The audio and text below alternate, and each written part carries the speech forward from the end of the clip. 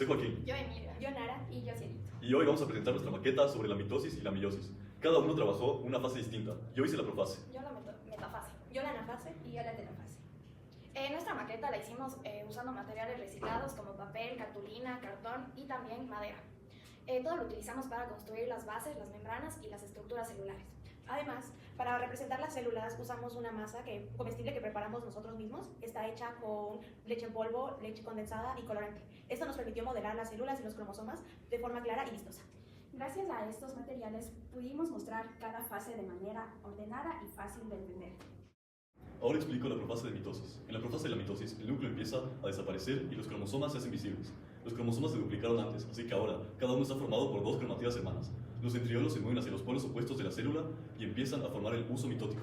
Es el inicio de la división que permitirá formar dos células idénticas. En la metafase, lo que pasa es que los cromosomas ya duplicados se alinean en el centro de la célula, formando así la placa metafásica.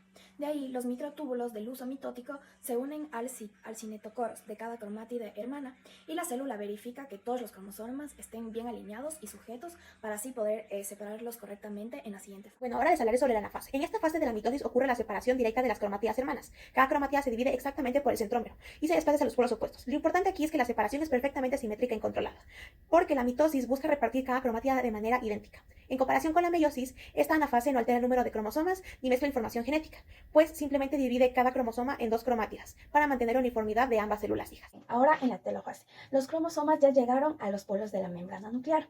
Aquí empieza a formarse otra vez. Después viene la citocinesis, donde la célula se divide completamente. Aquí usé dos bolitas de masa comestible para mostrar las dos células hijas idénticas. Ahora la profase 1 de la meiosis. En la profase 1 de la meiosis ocurre algo muy importante. Los cromosomas homólogos se emparejan formando tetradas y se produce el crossing over, un intercambio de fragmentos entre cromosomas.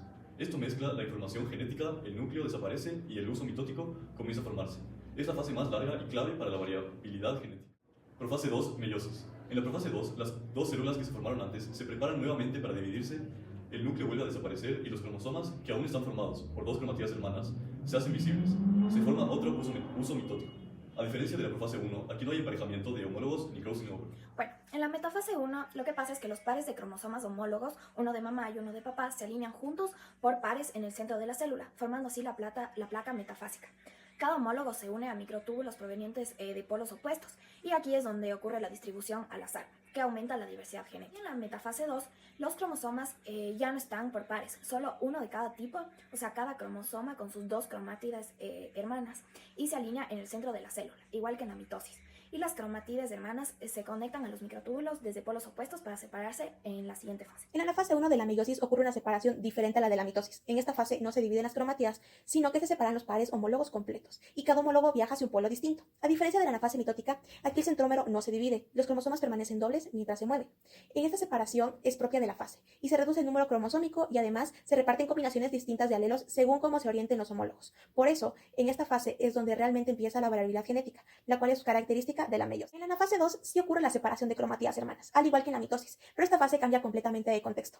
Aunque la mecánica de separación es similar, por decirlo así, el centrómero se divide y cada cromatida va hacia un polo, la diferencia radica en que en esta anafase se realizan células que ya son haploides. Por esto se compara con la fase de la mitosis. En esta fase se producen cromátidas que ya no tienen pareja homóloga y que además suelen contener fragmentos intercambiados durante la meiosis 1.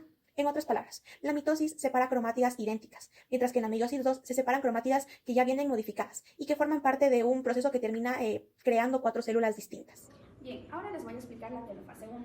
En esta telofase, los cromosomas homólogos ya se han separado y llegan a los polos de la célula. En esta etapa, la membrana nuclear empieza a reconstruir alrededor de cada grupo de cromosomas. Al mismo tiempo ocurre la citocinosis, por lo que la célula se divide en dos células hijas. Estas dos células ya son haploides, pero sus cromosomas todavía están. Ahora viene la telofase 2, que es la fase final de la meiosis. En esta etapa, las cromátidas hermanas ya se separaron, cada grupo de cromátidas llegan a los polos de sus respectivas células. Aquí la membrana nuclear vuelve a formarse otra vez y ocurre la citocinosis por segunda vez. Como resultado forman cuatro hijas células haploides, cada una con la mitad del número de cromosomas y con combinaciones genéticas únicas. La telofase 1 obtenemos dos células y en la telofase 2 se forman cuatro células completamente. Así se termina la meiosis.